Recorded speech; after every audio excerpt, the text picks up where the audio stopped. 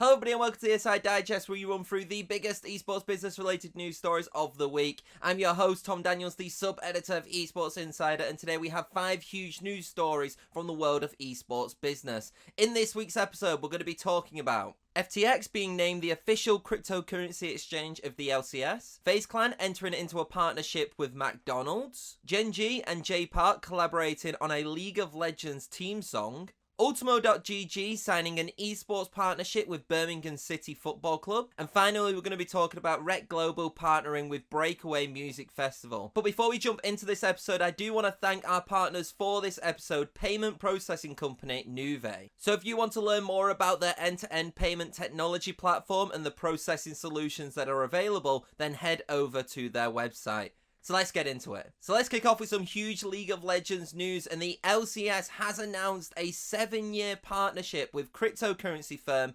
FTX. Now, according to the release, the partnership does signify Riot Games' largest esports sponsorship agreement to date, and as a result of the partnership, FTX will present the Most Improved Player Award, and FTX branding will be added to in-game gold across all of LCS's matches. Now, the sponsorship has raised a few eyebrows given the fact that FTX are also a naming sponsor of TSM, but due to the LCS's rules, they could not kind of have the branding on the jerseys and on the logo. And given the fact that now the LCS has partnered with FTX, you could see why it's caused a little bit of confusions in terms of, well, how come this one's allowed, but then the team sponsorship deal is not. Now, to clear this up, sources did tell Esports that Riot will have the ability to remove these kind of branded assets on international broadcasts where cryptocurrencies are classed as kind of strictly restricted. Now, where the TSM deal, it's really hard, obviously, to kind of edit out a logo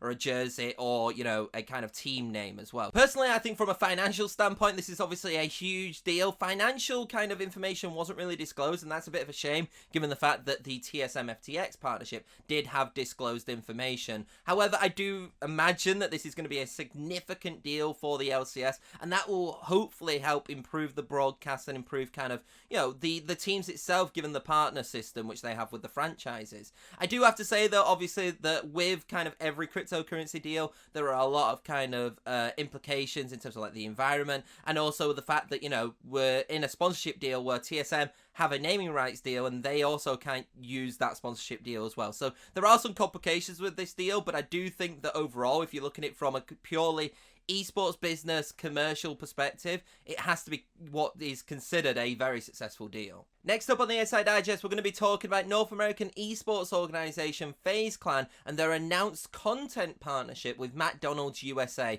Now, according to release, the partnership is expected to be focused around inclusivity and diversity, with content activations such as FaZe Clan members telling diverse stories about underserved and unrepresented youth. Additional details of the partnership are yet to be revealed and will be announced later this year. However, I do think that this is actually like a good step for FaZe Clan. Obviously, it all depends on how this is executed, but seeing a big brand like McDonald's also team up with FaZe through this does give me a lot of hope that this can kind of change the perception for, especially from, I think, an outside audience looking in, of kind of what an esports organization is like and how it is run. We're already seeing it with quite a few organizations now changing their branding to be more kind of inclusive. So I do think that this will hopefully help kind of the image of esports, especially given the fact that FaZe Clan right now are in a massive kind of public eye due to the Sports Illustrated cover. So I do hopefully think that this will kind of get rid of some of the negative connotations of esports, while also helping kind of organizations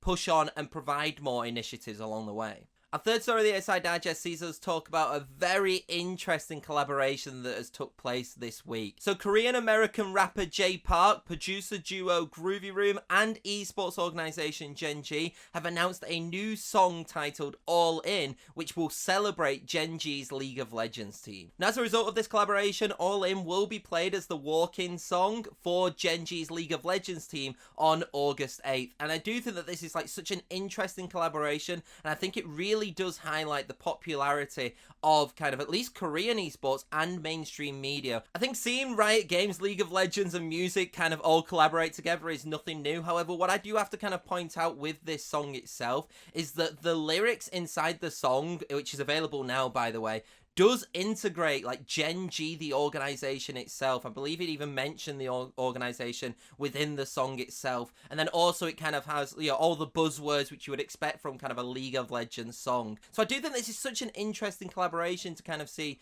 an esports organization also do this and kind of have a collaboration with a song, and hopefully we kind of see more collaborations like this. Obviously we recently had the Mad Lions Warner Music Spain partnership, so I wonder if some of their artists are going to be starting to get integrated into Mad Lions. It's really interesting time for League of Legends, and seeing these music collaborations I think is just brilliant. A penultimate story of the ESI Digest sees us talk about esports infrastructure company ReKTGlobal and their announced partnership with the Breakaway Music Festival. Now, as a result of the deal, the company will be providing esports lounges to its festival sites. Now, no pictures of these lounges have been revealed. The press release does kind of announce some of the planned activations which will be going through these esports lounges, and that includes solo play, interactive experiences, and also performances. As a result, Breakaway attendees will be able to take part in hourly offline tournaments with live commentary. Moreover, up to 50 gaming stations will be equipped in the lounges for casual play throughout,